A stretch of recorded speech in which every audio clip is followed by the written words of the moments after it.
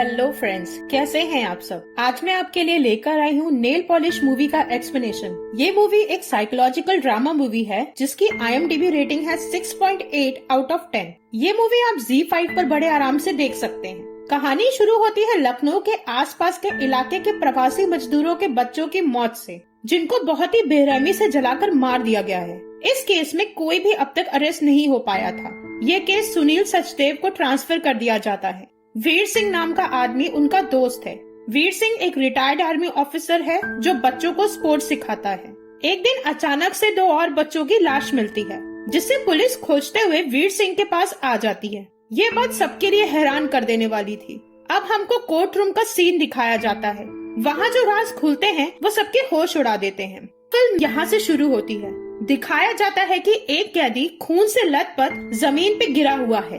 उसको हॉस्पिटल में एडमिट किया जाता है। उसका लॉयर आता है और डॉक्टर से वीर सिंह की कंडीशन के बारे में पूछने लगता है।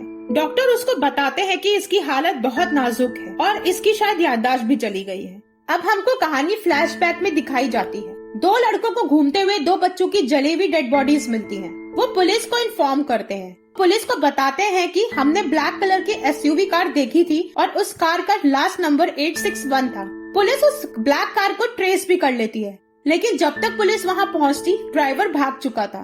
पुलिस को कार में ब्लड स्पॉट्स भी मिलते हैं। पुलिस उधर कार ओनर तक पहुंच जाती है। ओनर पुलिस को वीर सिंह के फार्म हाउस का एड्रेस बताता है। पुलिस तुरंत जाके वीर सिंह को अरेस्ट कर लेती है।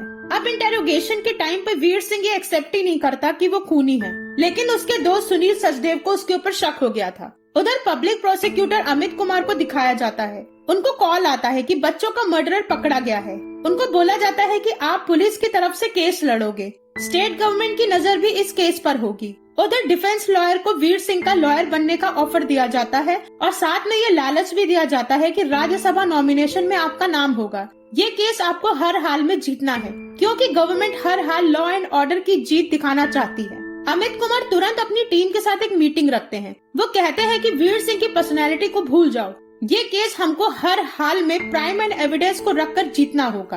अब जय सिंह जो वीर सिंह का लॉयर है, वो वीर सिंह से मिलने जेल जाता है। वीर सिंह जानता था कि जय सिंह बहुत बड़ा लॉयर है। कोर्ट केस में शुरू होता है। अमित कुमार केस को कोर्ट के सामने पेश करते हैं। उन बच्चों का नाम था श्याम और श्यामला।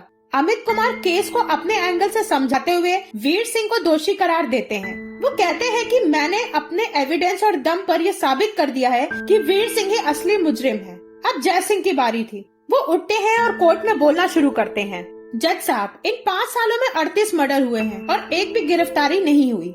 ऐसे में हमारे लॉ एजेंसी और गवर्नमेंट के ऊपर प्रेशर है, जो समझ में आता है। और इस वक्त तो इलेक्शन भी सर पे है। ऐसे तो कोई भी करता जो गवर्नमेंट लॉयर करने की कोशिश कर रहे हैं। इज्जतदार आदमी को फंसाओ, खबर को सनसनीखेज बनाओ और उसके शोर में अपनी कमियों को दबा दो। जय सिंह कहता है वीर सिंह नेशनल ट्रेजर्ड है। उसने देश की सेवा की है और अपने रिटायरमेंट के बाद अपनी जमा पूंजी गरीब बच्चों को सौंप दी, उनके फ्यूचर में लगा दी। और इतना घटिया इल्जाम इस महान आदमी पर लगाकर कोर्ट में मुजरिम की तरह बैठा दिया गया है। इसके बाद लॉयर अमित कुमार इस केस को इन्वेस्टिगेट करने वाले इन्वेस्टिगेशन ऑफिसर को बुलवाते हैं।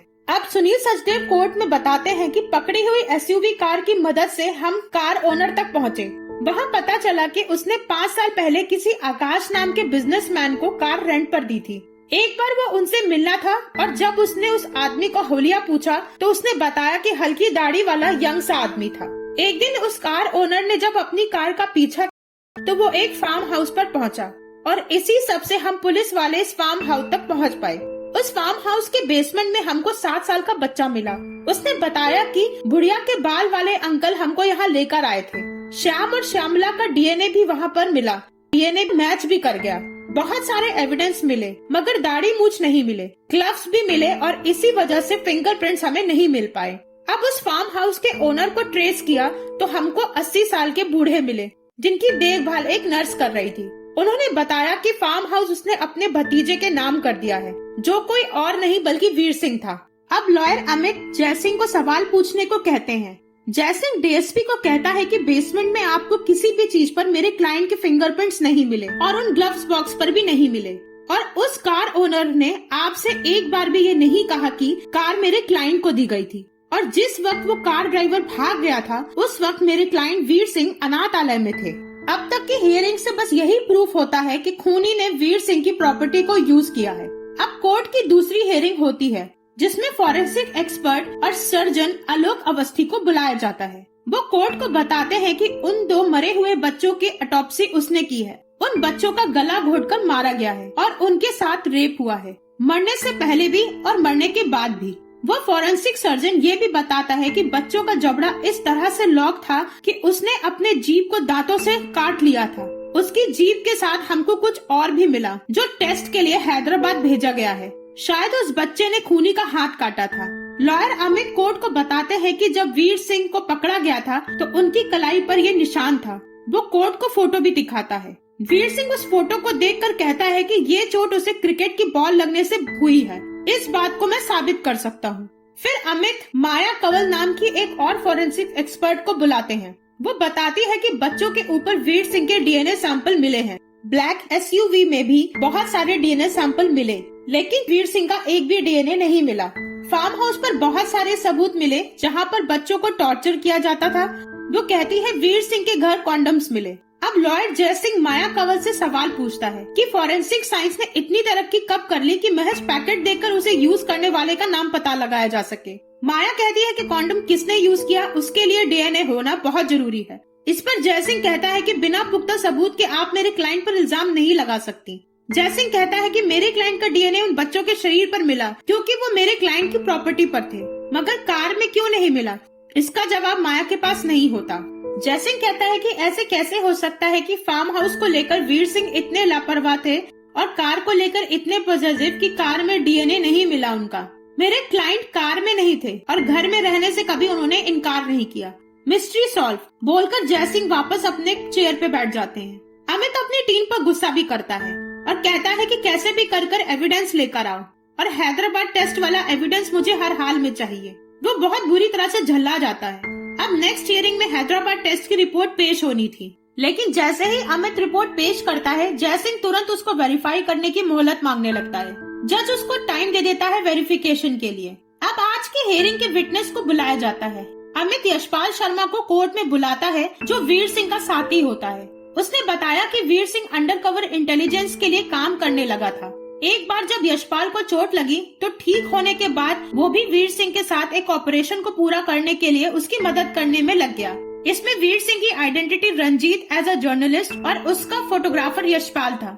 वो कहता है कि वीर सिंह बेरहम, भेष बदलने वाला और अपने मकसद को किसी भी हाल में पूरा कर जाने वाला इंसान है। यशपाल कोर्ट को बताता है कि हम एक बिजनेसमैन को ट्रैक कर रहे थे जो आतंकवादियों को फंड रेज किया करता था।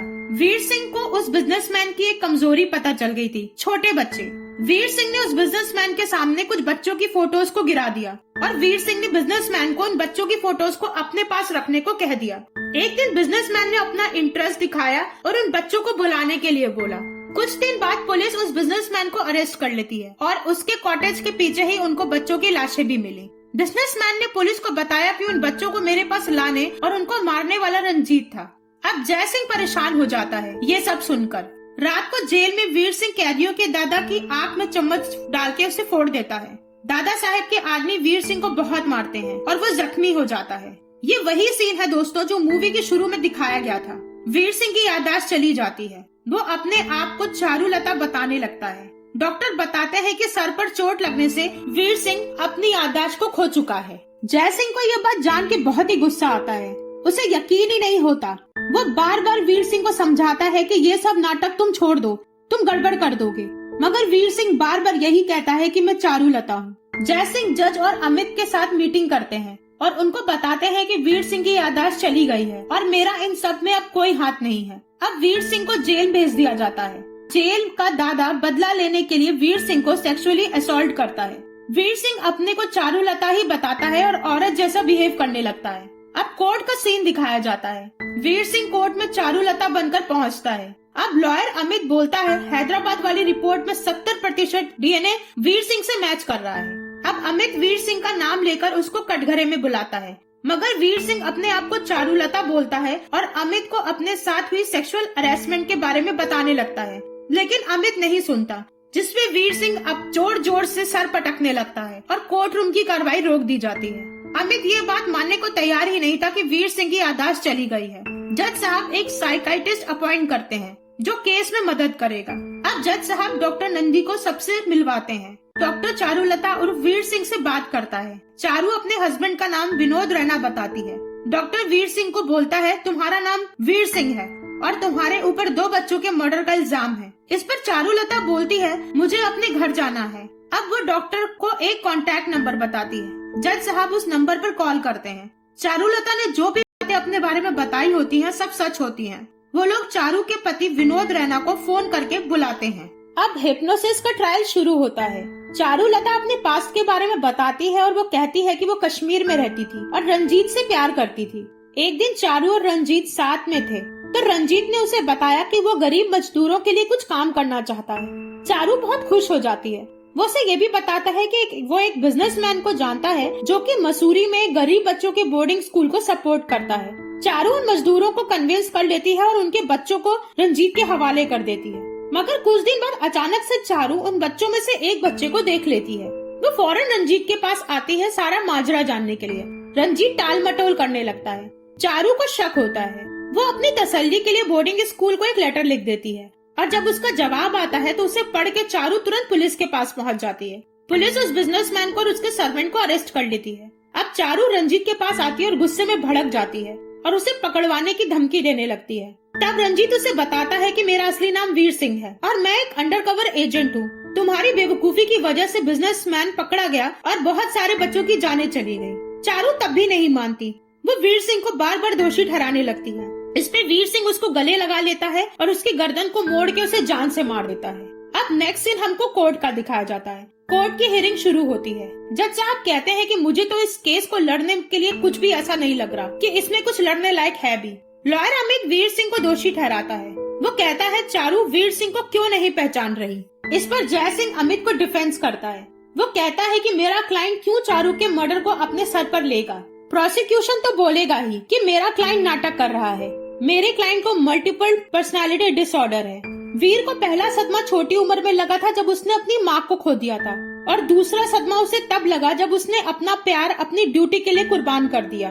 वीर चारू को नहीं भूला और जब उसको चोट लगी और बिना किसी सबूत के क्रिमिनल बना दिया गया तो उसने डुअल पर्सनैलिटी को अपने ऊपर हावी कर दिया। चारू की मौत वीर सिंह भुला नहीं पाया, इसलिए उसने अपने अंदर चारू को जन्म दे दिया। प्रोसिक्यूशन तो वैसे भी वीर सिंह की जान लेने की सोच रहा है और देखा जाए तो वीर सिंह कब का मर चुका है। इस बहरम दुनिया के डर से वीर सिंह मर गया और चारुलता को अपना लिया। वीर सिंह का पहले इलाज किया जाए। जय सिंह अब बैठ जाता है और वो जज साहब से कहता है कि अब आप जो फैसला सुनाएंगे मैं सुनने के लिए तैयार हूँ। जज साहब अपना फैसला सुनाते हैं और वो कहते हैं कि वीर सिंह का पहले इलाज किया जाए, उन पर कड़ी निगरानी रखी जाए और अगर वो किसी भी क्षण ठीक हो जाते हैं तो तुरंत श्याम और श्यामला का मर्डर का इल्जाम वीर सिंह पर लगा दिया जाए। अब ये फैसला आने के बाद वीर सिंह पेपर वेट उठाता है और अपने ही स्टाइल में घुमाने लगता है। क्लाइमेक्स वाकई देखने लायक था और इसी के साथ ये मूवी यहाँ पे एंड हो जाती है। अब दोस्तों आप बताइए, क्या वीर सिंह नाटक कर रहा था? क्या जय सिंह को ये पता नहीं चल पाया कि वीर सिंह नाटक कर रहा है या उन दोनों की मिली भगत थी? हमें कमेंट बॉक्स में जरूर बताइएगा। तब तक के लिए good bye and thank you.